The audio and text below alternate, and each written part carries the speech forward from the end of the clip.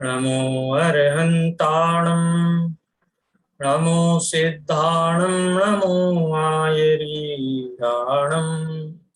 नमो वज्रायाणं नमो लोये सव्वसाहूणम्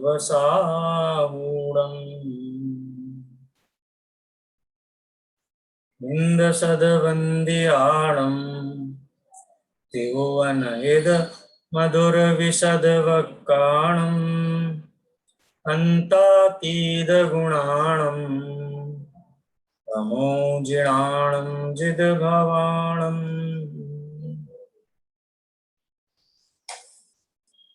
अष्ट पाहुड़ ग्रंथ का सार संक्षेप चर्चा का विषय वस्तु है। इसमें हमने बोध पाहुड़ तक चर्चा हमने पढ़ ली है। आज भाव पाहुड़ पर चर्चा करने का दिन है। पिछली कक्षा शायद एब्रप्टली क्लोज हो गई थी। भाव पाहुड़ पर आज चर्चा करेंगे। कहीं कोई प्रश्न हो, आपको कोई चर्चा करनी हो तो आप कर सकते हैं, नहीं तो फिर अपन आगे बढ़ेंगे। सर इसमें जो एग्जाम्पल दिए ना, मतलब वर्तमान युग के एग्जाम्पल दिए ना, हाँ सर उन पे भी अपन लोग थोड़ी सी चर्चा कर लेंगे, उससे प्रेरणा मिलती है अपन को। जो शिवभूति मुनि आदि का जो दिया उसका बोल रहे हो ना आप? ठीक है। हाँ हाँ, मुझे भी लग रहा था कि हमने फुटनोट्स पढ़े नहीं है, वो भी अंश है पुस्तक का, इसलिए हम स्पेशल फुटनोट्स आज देख लेते हैं। ठीक है, जो फुटनोट्स में ऊपर चर्चा आई थी वो फुटनोट्स हमने छोड़ दिए थे, फुटनोट्स देख लेते हैं।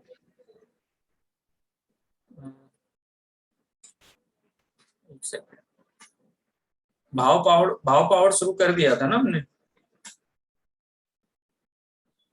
जी सर, भाव पाहुड़ का अपन ने वो बस मतलब ऊपर ऊपर कहीं पढ़ लिया था, हाँ, फुटनोट उसके छोड़ के फुटनोट्स रह गए थे। राइट। हाँ,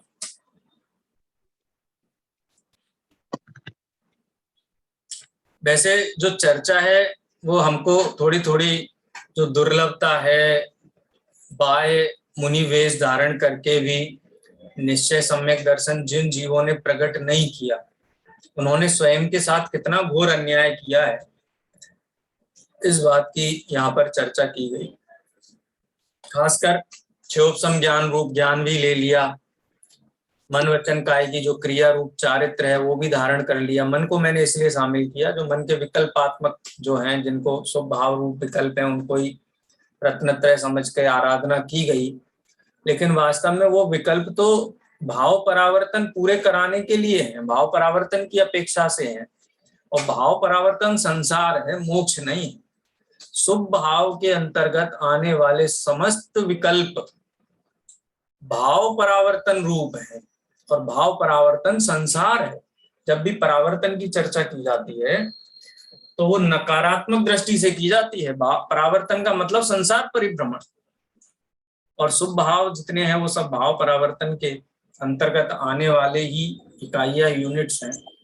तो इसीलिए मिथ्यात्व अवस्था में किए गए उत्कृष्ट से उत्कृष्ट विकल्प भी, उत्कृष्ट माने वो मिथ्या शुभ भाव रूप, शुभ भाव को वहां उत्कृष्ट कह दिया गया है, उत्कृष्ट है नहीं, वो किसी प्रकार से कार्यकारी सिद्ध नहीं होते। जिसको हमने उल्लेख भी किया था मोक्षमार्ग प्रकाशक के 9वें अध्याय के संदर्भ में, कारणों के संदर्भ में। 3 प्रकार के कारण हैं। ये कारण वो हैं जिनके होने पर कार्य नियम से होता ही होता है। एक कारण ऐसे हैं कि वो कारण है तो अनिवार्य, लेकिन उनके होने पर कार्य होता भी है, नहीं भी होता है। और कुछ कारण ऐसे हैं जिनको मुख्यता से कारण कहा गया है, लेकिन उनके बिना भी कार्य होते हुए देखा जाता है। तो मूल कारण तो तीनों में ही चाहिए, और वो मूल कारण ज्ञान रूप है, बोध रूप है, भाव रूप है, भावलिंग रूप है, सम्यक दर्शन ज्ञान चारित्र रूप है। इसके संदर्भ में कुछ विशेष दृष्टांत दिए गए दृढ़ता के लिए। दृष्टांत दृढ़ता के लिए होते हैं। जो बात कही जा रही है, जो सिद्धांत कहा जा रहा है, वो सिद्धांत कोई कपोल कल्पना तो नहीं है, वो सिद्धांत कोई बुद्धि का व्यायाम तो नहीं है। इस बात के निराकरण के लिए रियल लाइफ से दृष्टांत प्रस्तुत किए जाते हैं। प्रथमा योग से दृष्टांत दिए गए हैं, लेकिन हमारे जीवन में भी इस प्रकार के दृष्टांत हम देखते हैं। तो फुटनोट्स पढ़ेंगे आज, ठीक है। चलिए अलका जी आप ही पढ़िए। जी सर। सबसे पहले बाहुबली का। बाहुबली ने अग्रज भरत की अधीनता स्वीकार नहीं की, फलस्वरूप दोनों में युद्ध हुए। जल युद्ध, मल्ल युद्ध, दृष्टि युद्ध, तीनों ही युद्धों में बाहुबली की विजय हुई। किंतु इस भाई भाई के युद्ध से विरक्त हो बाहुबली ने निर्ग्रंथ दीक्षा ली और कायोत्सर्ग योग से 1 वर्ष तक खड़े रहकर तपस्या की, तदपि मुक्ति ना मिली।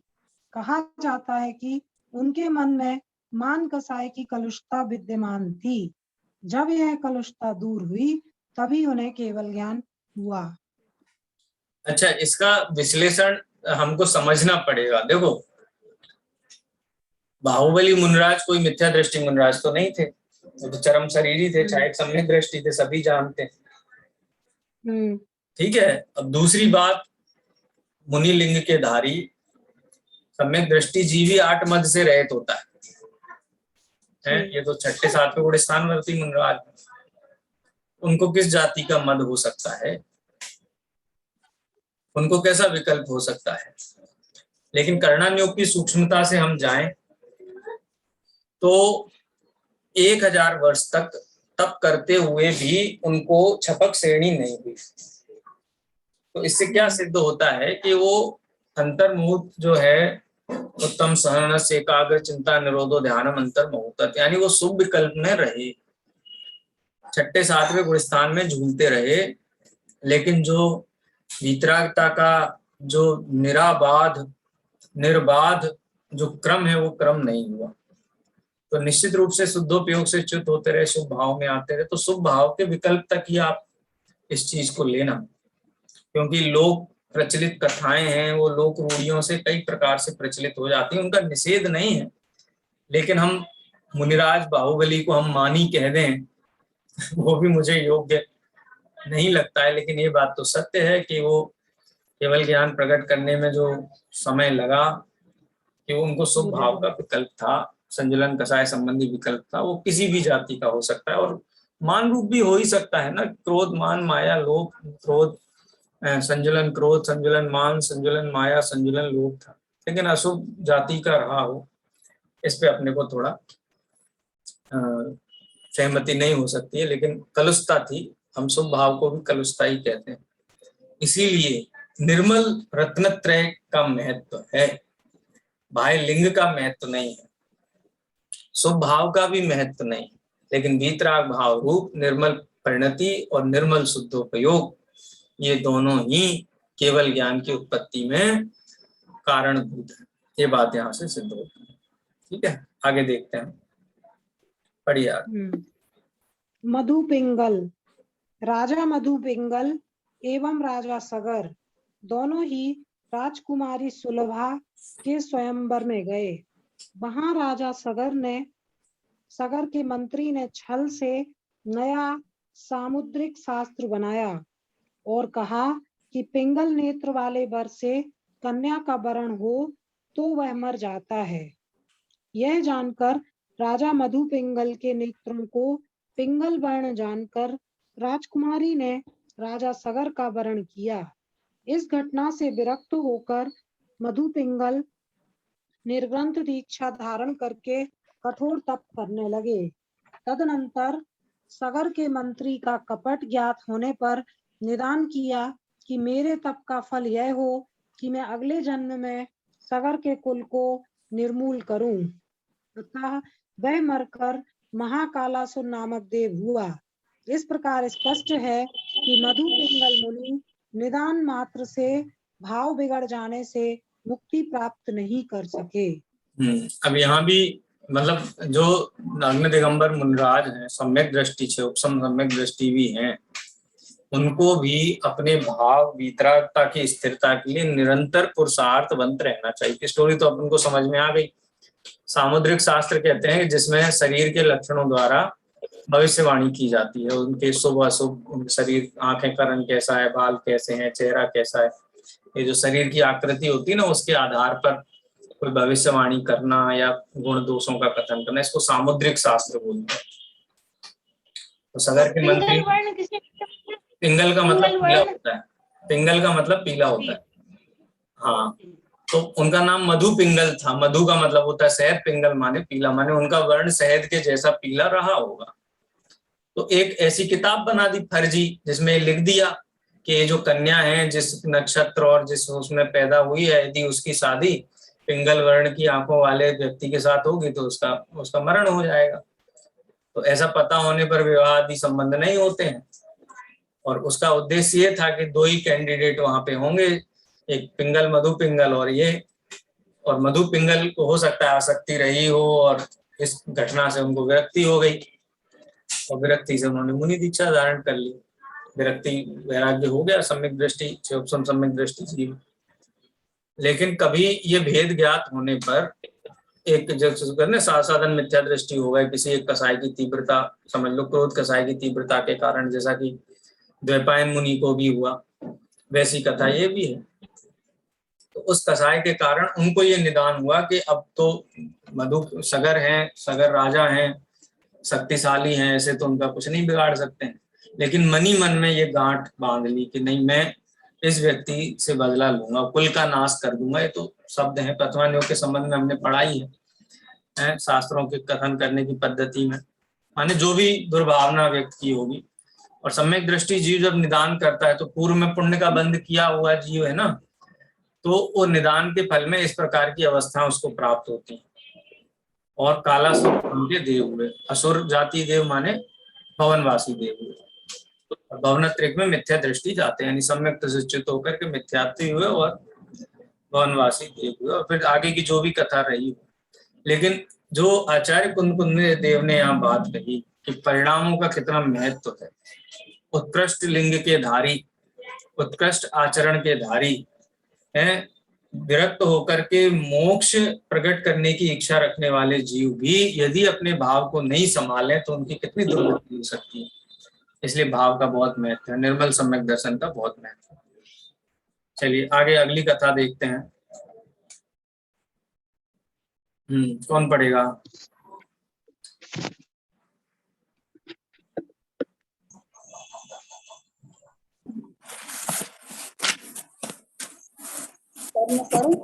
पढ़िए पढ़िए। वशिष्ठ। एक समय वशिष्ठ नामक तपस्वी पंचाग्नि तप कर रहे थे। आवाज आ रही भैया? हाँ बिल्कुल स्पष्ट है। उस समय गुणभद्र एवं वीरभद्र नामक दो चार ऋतिधारी मुनियों ने उन्हें संबोधा कि तुम जो तप कर रहे हो उसमें हिंसा है। तब उस तपस्वी ने प्रकट हिंसा देख उसे त्याग कर उन मुनियों ने से निर्ग्रंथ दीक्षा ले ली एवं उग्र तप किया। तदनंतर मथुरा में आकर मासोपवास किया। वहां के राजा उग्रसेन ने भक्ति बस विचार किया कि मैं इनको पालना कराऊंगा। अतः नगर में घोषणा करा दी कि इन मुनि को कोई आहार न दे। जब मुनि पालना के दिन नगर में आए तो अग्नि का उपद्रव देख अंतराय जानकर वापस चले गए एवं पुनः मासोपवास किया। फिर जब पालना के दिन नगर में आए तो हाथी का छोप देखकर अंतराय जानकर वापस चले गए। पुनः मासोपवास किया एवं पालना के दिन नगर में आए। तब राजा जरासिंह का पत्र आने से राजा उग्रसेन का चित्त व्यग्र था, अतः मुनि को पड़गाहा नहीं। तब अंतराय मान वन में वापस जाते हुए लोगों के वचन सुने कि राजा स्वयं आहार दे नहीं रहा और अन्न देने वालों को मना कर दिया। यह सुनकर मुनि वशिष्ठ ने राजा पर क्रोध करके निदान किया कि मैं इस राजा के पुत्र होकर राजा का निग्रह करके राज करूं, यही मेरे तप का फल हो। अतः क्रोधवश निदान स्वरूप तप व्यर्थ गया, मुक्ति नहीं हुई। कथा तो आपको समझ में आई गई होगी, पूरी हरिवंश पुराण की कथा है।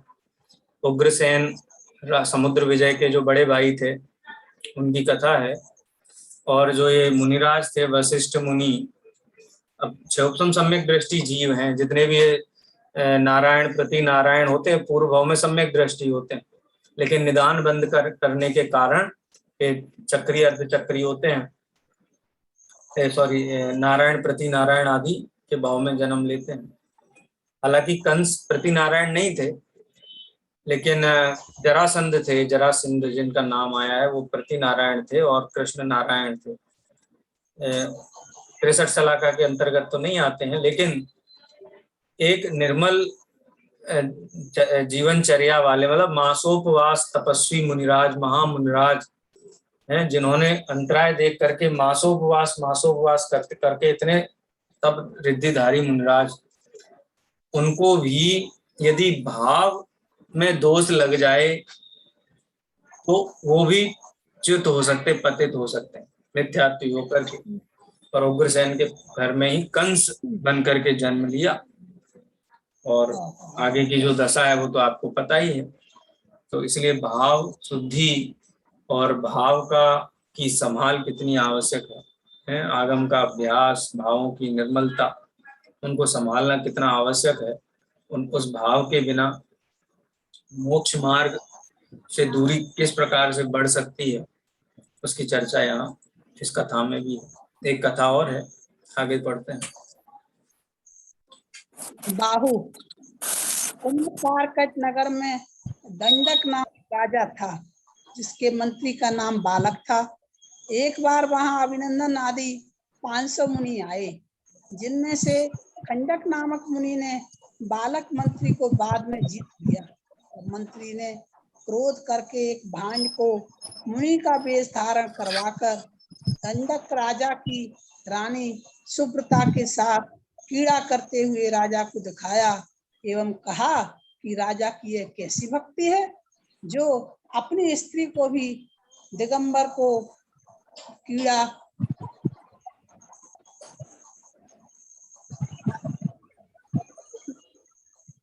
करने को दे दी है। तब राजा ने क्रोध करके सभी मुनियों को घानी में पिलवा दिया। वे सभी मुनि उपसर्ग सहकर परम समाधि को धारण करके सिद्ध पद को प्राप्त हुए।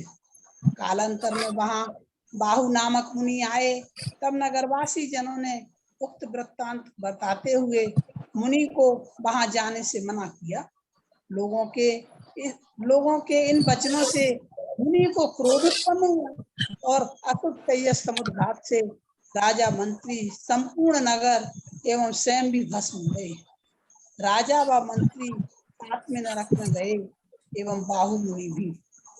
इस प्रकार द्रव्यलिंग में भाव के दोष से उपद्रव होते हैं, का भावलिंग का प्रधान उद्देश्य है। ये भी कथा से एक स्पष्ट होता है, जिन मुनिराजों के ऊपर उपसर्ग हुआ वो मुनिराज तो चपक श्रेणी मार करके केवल ज्ञानी होकर के सिद्ध हो गए। जिन मुनिराज के ऊपर उपसर्ग नहीं हुआ, लेकिन ये वार्ता सुन करके उनके चित्त में विक्षोभ हो गया, और विक्षोभ के कारण तेजस रिद्धिधारी मुनि थे, अशुभ तेजस निकला। अशुभ तेजस ने वो जो भी मंत्री, राजा, नगर सबको भस्म किया और बाद में उनको भी भस्म कर दिया। अब कहाँ जाकर के मिले? राजा, मंत्री और साथ में नरक में जाकर के मिले। माने कहने का मतलब ये है कि हम इसको लोक में न्यायपूर्ण बोलते हैं ना, कि भाई इसने खराब किया तो उसको दंड मिलना है, लेकिन जैन दर्शन इस नीति का दर्शन नहीं। यहाँ तो वही मोक्ष के अधिकारी हैं। जगत का परिणमन स्वतंत्र है, परम स्वतंत्र है, अनुकूल प्रतिकूल उसमें कुछ भी नहीं। इनको ये दृढ़ श्रद्धान है, और इस दृढ़ श्रद्धान के बल से वितरागी रहते हैं, निराकुल रहते हैं, ज्ञाता दृष्टा रहते हैं, वही मुक्ति को प्राप्त करते हैं। जैन दर्शन की उत्कृष्टता, वस्तु सिद्धांत एकदम स्पष्ट है, यहाँ कोई कॉम्प्रोमाइज है ही नहीं है, कोई भी क्यों ना हो। लेकिन जिसका भाव लिंग यदि हो गया, दोष उसमें लग गया, और दोष अलग अलग प्रकार के, कोई देव गति में चला गया, कोई नरक गति में चला गया, लेकिन वो परम संयम, परम समाधि के लाभ से तो चूक ही जाते हैं। हाँ, आगे कौन पढ़ेगा? किरण जी भोपाल पढ़िए। जी सर। दीपायन, मुनि दीपायन द्वारा 12 वर्ष पश्चात द्वारिका भस्म होगी, जिसमें कि मद्य निमित्त होगा। ऐसा जानकर राजा ने सारे नगर में मद्य निषेध की घोषणा कर दी एवं दीपायन स्वयं भी मुनि दीक्षा धारण कर देशांतर गमन कर गए। तदनंतर 12 वर्ष पश्चात द्वारिका के बाहर आकर तप करने लगे। वहां कुछ लड़के क्रीड़ा करते हुए कुंडों में जल समझकर मद्यपान कर गए एवं उन्मुक्त होकर दीपायन पर पाशनादिक से प्रहार करने लगे कि यह दीपायन है जो हमारी द्वारिका भस्म करेगा। उनके प्रहारों से दीपायन मुनि जमीन पर गिर गए एवं उन्हें क्रोध उत्पन्न हो गया, जिसके निमित्त से द्वारिका जलकर भस्म हो गई। इस प्रकार दीपायन मुनि भाव शुद्धि बिना सिद्धि को नहीं पा सके। दीपायन मुनि भी भवनवासी देव हुए, स्वयंभू नाम के देव हुए, भवनवासी है। ऐसे भी माने क्षयोपम सम्यक दृष्टि, क्षयोपम चारित्र के धारी मुनि भगवंत भी यदि भाव शुद्धि को छोड़ दें तो अधोगति हो जाती है।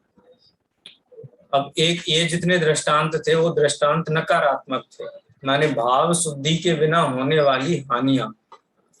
और अब शिवभूति मुनि की कथा जिसमें भाव शुद्धि होने पर सर्व सिद्धि होती है, ये बात स्पष्ट की गई है। ये भी कथा पढ़ते हैं। कौन पढ़ेगा? पढ़िए मीना जी।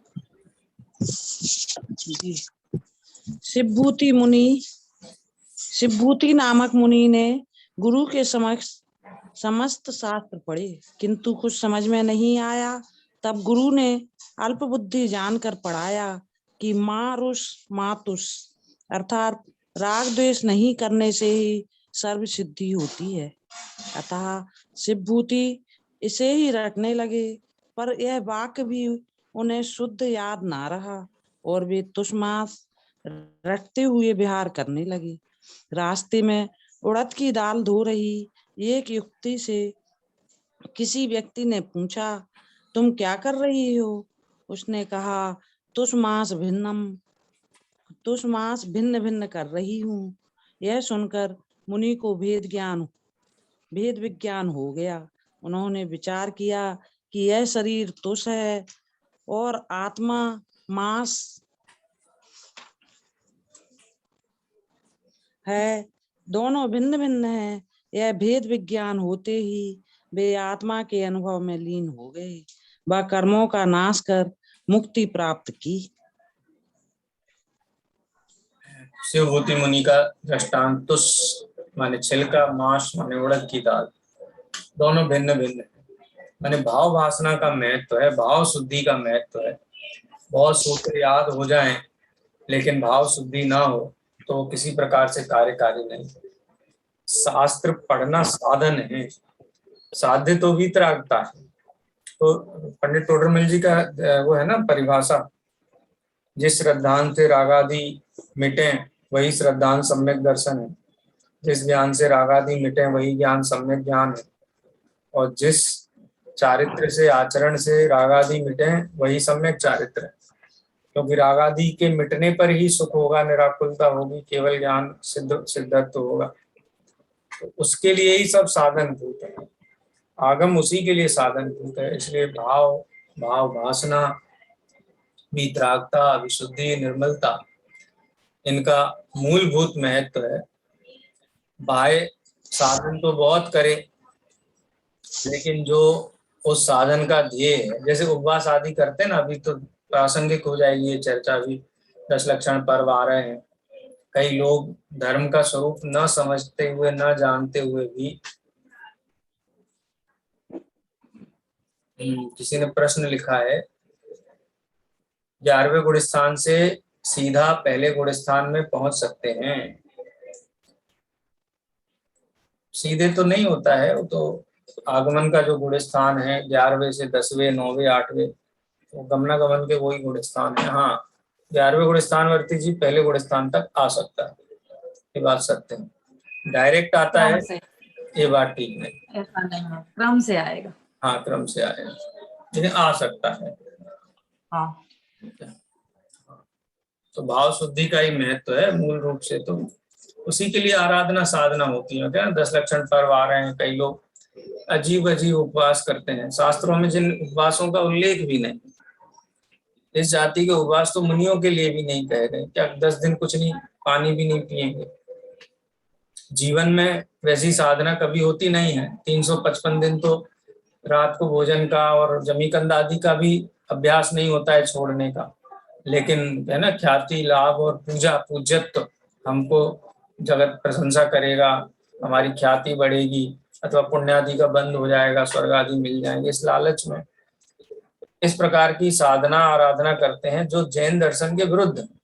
मैं विरुद्ध इसलिए कहता हूँ कि स्वाध्याय में नहीं बैठ पाते हैं, तत्व विचार नहीं कर पाते हैं, शरीर इतना ज्यादा आकुलित व्याकुलित, शरीर तो शरीर और जीव के निमित्त नैमित्तिक पना है, उसको तो नहीं नकारा जा सकता है।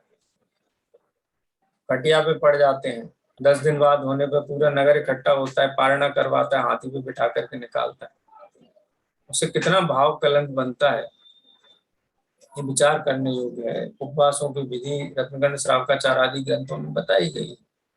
एक दिन आहार छोड़ना, अगले दिन एक समय आहार करना, फिर छोड़ना, फिर करना, ये क्रम है आहार करने का और आहार छोड़ने का।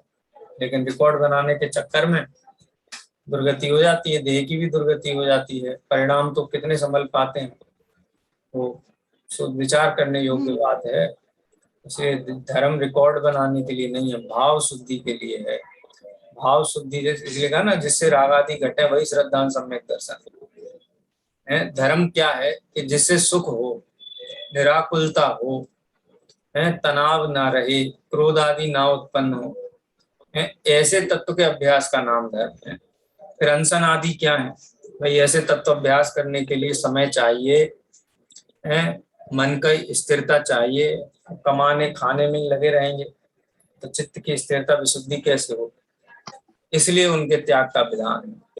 लेकिन एकदम उत्सर्ग मार्ग पे ही चला जाए, खाएंगे ही नहीं कुछ, पिएंगे ही नहीं कुछ, खटिया पे आ जाए, डॉक्टर सुबह शाम चेकअप करने के लिए आ रहा है और रिकॉर्ड बनाने में लगा हुआ है बंदा। एक सूरत में पिछले साल या 2 साल पहले घटना ऐसी हुई थी, एक लड़की 10-12 साल 13 साल की लड़की ने बिल्कुल निर्जला किया। देखते हैं ना, बड़ों को देखते हैं वो करते हैं, तो भाई उनकी बहुत घोड़ी पे उस पे हाथी पे बिठा के पूरे नगर में घुमाया, खूब प्रशंसा हुई, सबने खूब प्रशंसा की। वो भी जोश में आकर के हम भी करेंगे 10 दिन का। 10 दिन बाद वो रही नहीं लड़की। हालांकि वस्तु व्यवस्था के एंगल से बात करने वाली बात नहीं है, लेकिन धर्म का साधन मान करके किया गया कार्य था ना। अगर समाधि करके देह छूट जाए तो बहुत अच्छी बात है, लेकिन धर्म का अभ्यास ना होने पर, समझ ना होने पर, ये उत्सर्ग मार्ग पे चल करके आचार्य कुंकुन देव ने, आचार्य अमृतचंद्र देव ने तो ये कहा कि समस्त संयम समूह का बमन कर दिया उत्सर्ग मार्ग पे जाकर के। तो धर्म का ही बमन कर दिया, तो इस प्रकार की साधना नहीं होती है। भाव शुद्धि का क्या महत्व है वो हमें भाव पावड़ ग्रंथ के माध्यम से समझना चाहिए। शिथिलाचार का भी पोषण नहीं है। दोनों ही देखो, अपन क्या करते हैं, या तो ख्याति मिले तो उस मार्ग पे चढ़ जाते हैं उत्सर्ग की, और नहीं तो मन में स्वच्छंदता भरी हुई है, आलस से भरा हुआ है, परिणामों में शिथिलता भरी हुई है, तो कहते हम तो कुछ नहीं करते पंडित साहब, अपन नहीं करते, अपने से नहीं होता उपवास, अपन तो भाव से चलते हैं, खाली भाव। अरे भाई, जिनको भाव होते हैं उनको द्रव्य भी होता है। तो परिणामों की निर्मलता पर पूरा ध्यान केंद्रित होना चाहिए, और परिणामों की निर्मलता होने पर वो निर्मलता आपके वचनों में, व्यवहार में, जीवन में, क्रियाओं में, सब जगह प्रतिबिंबित होती है, झलकती है। अंदर दीपक जलेगा तो बाहर प्रकाश दिखाई देगा। और कोई कहे कि नहीं साहब, प्रकाश हमको कोई कुछ नहीं है, वो तो है, मन हमारा बढ़िया, मन शुद्ध है। अरे भाई, मन शुद्ध होता पंचम काल में क्यों पैदा होते? कुछ ना कुछ तो कमियां हैं, कमजोरियां हैं। बोलिए सर। और अगर शारीरिक स्थिति नहीं हो और इतने सालों से किए हो तो फिर क्या करें? देखो, ये विवेक आधारित है। अपनी शक्ति, सामर्थ्य, रुचि, भावना और अपनी भूमिका सब सापेक्ष होती हैं, सब सापेक्ष होती हैं और सहज होती हैं। 10 दिन उपवास भी होता है, पता भी नहीं चलता है। और एक दिन का उपवास भी माथे चढ़ जाता है। ऐसा क्यों होता है? क्योंकि हमारे पास एक कार्य था ना जिसमें हम व्यस्त थे, उस व्यस्तता के कारण अन्य चीजों को हमने कंप्रोमाइज कर दिया, हम उधर समय नहीं देंगे। अब क्या क्या चीजें हो सकती हैं? भोजन भी उनमें से एक है। अनशनादि, अनशन अकेला नहीं, अनशन, औमोदर्य, वृत्ति परिसंख्यान, रस परित्याग, सारी चीजें ना। वृत्ति परिसंख्यान कर लिया, क्या वृत्ति कर ली भाई? हम मोबाइल देखते हैं, हम बहुत समय जाता है उसमें। अब व्रत के समय चल रहा है, हम नहीं देखेंगे मोबाइल, कॉल आएगा तो अटेंड करेंगे। कई लोग ऐसे हम कॉल भी अटेंड, तो उससे क्या समय बचा ना आपका। तो वृत्ति परिसंख्यान भी तो है। सारा का सारा कसर भोजन और पानी पे ही निकाल के हम मोक्ष मार्ग मानते हैं, बाकी का भी तो विचार करें। औमोदर्य तो अनशन से बड़ा तप है। अनशन में तो क्या करेगा? आज नहीं खाएगा, लेकिन कल ऐसी कसर निकालेगा कि बीमार हो जाए। औमोदर्य तप है ना, अनशन से बड़ा तप है। वृत्ति परिसंख्यान उससे भी बड़ा तप है। रस परित्याग उससे भी बड़ा तप है। वियुक्त सय्यासन, काय क्लेश, ये उत्तरोत्तर तप बड़े हैं। प्रायश्चित, विनय, वैयावृत्त, स्वाध्याय, व्युत्सर्ग, ध्यान। ध्यान अंतर मुहूर्त हो जाए तो केवल ज्ञान हो जाता है। लेकिन वस्तु स्थिति नहीं समझते हुए शिथिलाचार की तरफ भी नहीं जाना है। मानसिक निर्मलता होने पर, आंतरिक निर्मलता होने पर जीवन में निर्मलता लक्षित होती है। शरीर, मन और वचन पर उसकी छवि दिखाई देती है। यदि मन, वचन और शरीर में उसकी छवि दिखाई नहीं देती है तो हमें आगम अभ्यास बढ़ाने की आवश्यकता है। तो संतुलन का चक्कर नहीं होता है यहाँ पे कि भाई पढ़ते हैं तो ये भी साथ में करो तब आगे बढ़ोगे। वो नहीं हो रहा है, इसका मतलब हमारी पढ़ाई सीधी नहीं, हम समझ नहीं पा रहे हैं शास्त्र को। हम इस संसार परिभ्रमण के कारणों का ठीक से मूल्यांकन नहीं कर पा रहे हैं। यदि जीवन में शिथिलाचार है तो अभ्यास बढ़ाओ। आचार्य कुंद देव ने दीक्षा के बाद ये उपदेश नहीं दिया कि कितने दिन का अनशन करना है, कितने दिन का करना है, कितने दिन का क्या करना, नहीं उपदेश दिया। वो भी आगम का ही उपदेश। उन्होंने कहा एकाग्र रहो। अब एकाग्रता, तुम रोज खाओ पियो, रोज आहार वृत्ति के लिए जाओ, श्रावकों के बीच में, हीन गुण वालों के बीच में बैठ करके समय निकालो, उससे तो एकाग्रता नहीं होगी। तो वहां अनशन का भी विधान गर्भित हो गया उसमें। हीन परिणाम वाले जो जीव हैं उनसे दूरी का भी विधान हो गया। अधिक गुण वाले हैं उनके सानिध्य का भी विधान हो गया, सब हो गया उसमें। No, we have to learn how to read into the lines, between the lines, वो हमको खुद देखना पड़ेगा। आगम बहुत संतुलित है, लेकिन हम एक वाक्य पढ़ करके उसके पीछे दौड़ जाएं वो योग्य नहीं है। कहीं उपवास आदि की प्रशंसा की गई है, अब भाव पावड़ में तो उपवास की ही आलोचना की गई है। उपवास नहीं करना है इसका कथन नहीं है।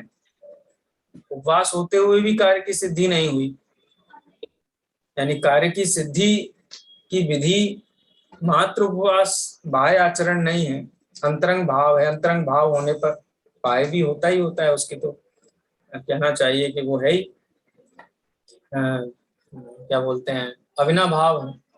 अंतर तीन का शायद चौकड़ी का भाव हो और बाहर में धागा भी रह जाए शरीर पे, ऐसा तीन काल में हुआ नहीं आज तक, कभी होगा नहीं, कभी होता नहीं। लेकिन तीन का शायद चौकड़ी का भाव हुए बिना और धागा छोड़ दे तो वो किस कार्य का है? छूट गया है तो ऐसा नहीं कि वो वेश छोड़ देना है। तीन का शायद चौकड़ी के अभाव रूप वितरागता का ही पुरुषार्थ उद्यम होना चाहिए। चलिए आगे पढ़ते हैं। ये तो उपदेशात्मक चर्चा है, बहुत लंबी चल सकती है, सुनी भी है हम सब ने, रोचक भी बहुत लगती है, लेकिन उसका पक्ष मूल यही है। पंडित टोडरमल जी की जो रत्नत्रय की तीन परिभाषाएं थी, आप कहोगे कौन से आचार्य ने किस ग्रंथ में कही, वो सारे जिनागम का सार है वो तीन परिभाषाएं। इतना आप मान लीजिए। चलिए आगे पढ़ते हैं। लता जी पढ़िए मोक्ष पाओ। सर ये पूरा नहीं हुआ था, 175 पेज पे छूट गया था, मतलब वहां से पढ़ना था। अच्छा बाकी है क्या? हाँ 175 में सेकंड पैरा है। हाँ राइट, सही है जी। पढ़े भैया? हाँ जी पढ़िए। वाह में नग्न मुनि प्रसून्न हास्य माया आदि कार्यों से मलिन होता हुआ स्वयं अभ्यस को प्राप्त करता है एवं व्यवहार धर्म की की भी हंसी कराता है। इसलिए आभ्यंतर भाव दोषों से अत्यंत शुद्ध होकर ही निर्गंत बाह्य लिंग धारण करना चाहिए। भाव रहित द्रवलिंगी की निरर्थकता बताते हुए आचार्य देव कहते हैं कि जिस मुनि में धर्म का वास नहीं है, अब तो दोषों का आवास है, वह तो इच्छु फल के समान है, जिसमें ना तो मुक्ति रूपी फल लगते हैं, ना ही रत्नत्रय रूप गंधादि गुण ही पाए जाते हैं। अधिक क्या कहें, वे तो नग्न होकर भी नाचने वाले भांड के समान ही। अतः हे आत्मन, पहले मिथ्यात्व आदि अभ्यंतर दोषों को छोड़कर भाव दोषों में अत्यंत शुद्ध होकर बाह्य निर्गंथ लिंग धारण करना चाहिए। भाव ही स्वर्ग मोक्ष का कारण है। विद्याधर देव और मनुष्य के द्वारा संस्तुत स्वभावों से ही चक्रवर्ती आदि की विपुल लक्ष्मी को प्राप्त होता है एवं रत्नत्रयात्मक मुक्ति मार्ग को भी पाता है। भाव तीन प्रकार के हैं, शुभ, अशुभ और शुभ। धर्म ध्यान शुभ है, आर्त व रोध ध्यान अशुभ है। शुद्ध भाव तो आत्मा का स्वरूप ही है, जिसे ही ग्रहण करना चाहिए। जिसका मिथ्यात्व नष्ट हो गया है, मानादि कसाएं भी मुक्ता से समाप्त हो गई हैं, ऐसा इंद्रियों से विरक्त समचित्र श्रवण 16 कारण भावना को भाकर अल्प समय में तीर्थंकर प्रकृति का बंध करता है व निर्माण को प्राप्त करता है। उपदेश देते हुए आचार्य देव कहते हैं कि हे मुनि प्रवर, तू मन वचन काय से 12 प्रकार के तप और 13 प्रकार की क्रियाओं को कर तथा ज्ञान रूपी अंकुश से मन रूपी मतवाले हाथी को वश में कर। शुद्ध जनलिंग का स्वरूप बताते हुए आचार्य कहते हैं कि शुद्धात्मानुभव पूर्वक धारण किया गया बाह्य वस्त्रादि त्याग भूमि सेन आदि वेशी जनलिंग है, यही मोक्ष का कारण है। पूजादि एवं व्रत सहित परिणाम पुण्य है और मोह से रहित आत्मा के परिणाम धर्म है। अज्ञानियों का पुण्य भोग का निमित्त है, कर्म क्षय का नहीं। धर्म कर्म क्षय का हेतु है, अतः धर्म स्वरूप आत्मा का ही श्रद्धान ज्ञान व ध्यान करना चाहिए। शुद्ध आत्मा की भावना से रहित मुनियों द्वारा किया गया बाह्य परिग्रह का त्याग, गृह कंद्र आदि का आवास, ज्ञान अध्ययन आदि सभी क्रियाएं निरर्थक हैं।